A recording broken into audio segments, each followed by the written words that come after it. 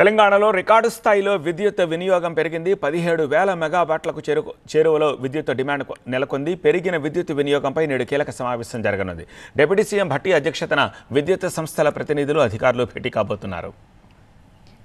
తెలంగాణ రాష్ట్రంలో ఈ ఏడాది విద్యుత్ వినియోగం రోజురోజుకు భారీగా పెరుగుతోంది. ముఖ్యంగా గత ఏడాది మార్చిలో అత్యధిక డిమాండ్లు నమోదైతే ఈ ఏడాది ఫిబ్రవరిలోనే రికార్డు స్థాయిలో పవర్ డిమాండ్లు తెలంగాణ విద్యుత్ సంస్థలు ఎదుర్కొంటున్నట్లు అధికారులు చెబుతున్నారు. గత ఏడాదితో పోలిస్తే ఈ ఏడాది మరింత పెరిగే అవకాశం ఉందని ప్రభుత్వం అంచనా వేస్తోంది.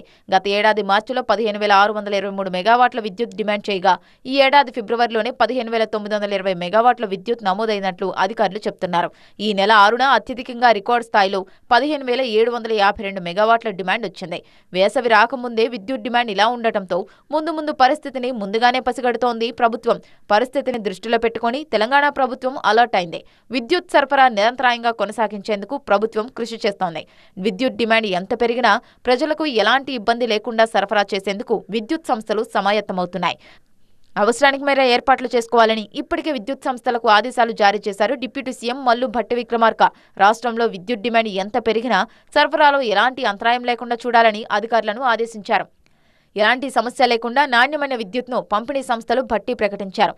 డిమాండ్కు తగ్గట్టుగా సరఫరా అందిస్తామని ఆయన స్పష్టం చేశారు. మరోవైపు వేసవిలో విద్యుత్ అవసరం మరింత పెరిగే అవకాశం ఉన్నందున పరిస్థితిని సమీక్షించేందుకు ఉప ముఖ్యమంత్రి భట్టి విక్రమార్క ఇవాళ విద్యుత్ అధికారులతో సమీక్ష చేయనున్నారు. వ్యవసాయం, పరిశ్రమలకు విద్యుత్ వినియోగం పెరగడంతో పాటు గృహ వినియోగం భారీగా పెరగడంతోనే విద్యుత్ డిమాండ్ ఏర్పడింది.